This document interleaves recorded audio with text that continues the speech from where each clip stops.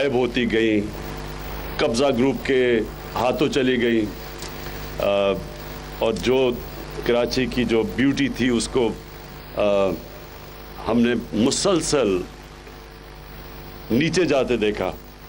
और कराची के अंदर जो मौसम था, क्योंकि जब आप हरियाली ख़त्म कर देते हैं तो जो मौसम के ऊपर असरात हैं, वो भी कराची के लोगों ने कभी भी इतनी गर्मी नहीं देखी या इतने हीट वेव्स नहीं आए जितने पिछले दिनों में आए। तो ये जो आपने पाक बचाई और कब्ज़ा ग्रुप से और डेवलप की वसीम, ये अल्लाह का आपने काम किया। ये लोगों के लिए शाम को निकलने के लिए कोई जगह आपने दी है, फैमिलीज़ के लिए जब कराची के अंदर गर्मी पड़ती है तो शाम को लोग बाहर निकलना चाहते हैं, और शाम को कराची में बड़ा अच्छा मौसम होता है जितनी भी दिन को गर्मी हो। तो ये ज़बरदस्त, मैंने तो देखा भी नहीं। मैं तो आज हैरान हो गया हूँ देख के इस पार्क को।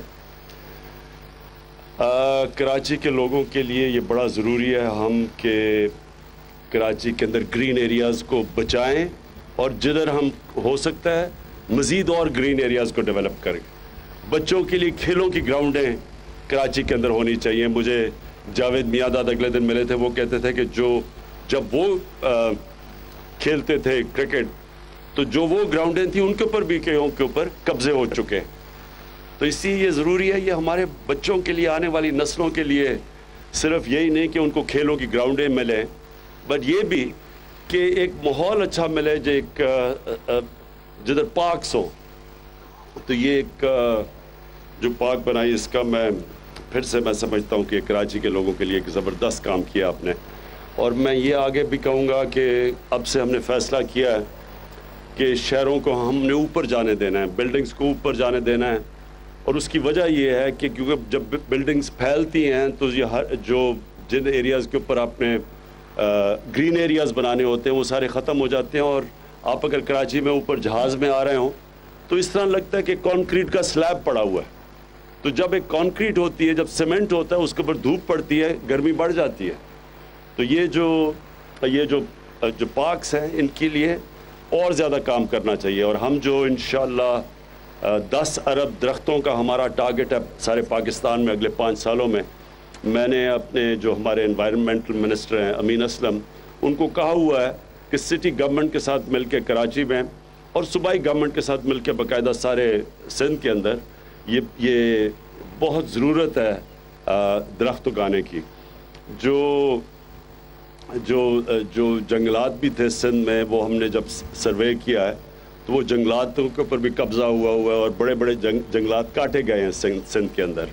और ये सिर्फ सिंध में नहीं, पंजाब में भी अभी हम देख रहे हैं कि जो पुराने जंगल थे कई अंग्रेज़ के बनाए हुए, वो जंगलों के अंदर बड़े बड़े दरख्त कट गए हैं, उनकी ज़मीनों के ऊपर कब्ज़ा हो गया है।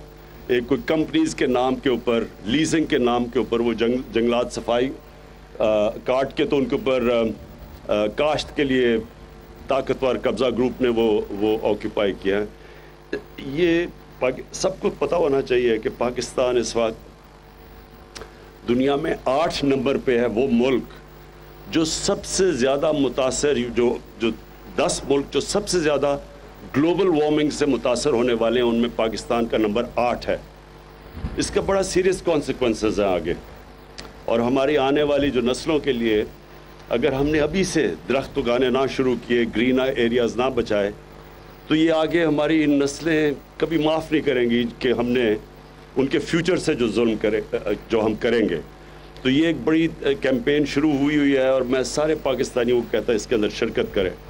और शहरों के अंदर ख़ास तौर पे अभी से हमें ग्रीन एरियाज़ को बचाना चाहिए।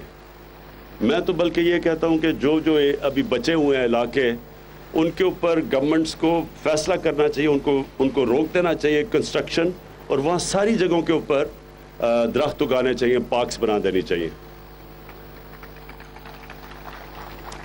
मैं आखिर में वसीम फिर से आपको खराज तहसीन पेश करता हूँ, और मैं ये जो आपने पार्क बनाई और प्रिजर्व की, ये वाकई आप सारी कराची के लोगों की तरफ से खराज तहसीन के मुस्तहिक है। آپ کو بتائیں کہ کراچی میں باغ ابن قاسم کی افتتاحی تقریب سے وزیر اعظم عمران خان خطاب کر رہے تھے، جس میں انہوں نے کہا کہ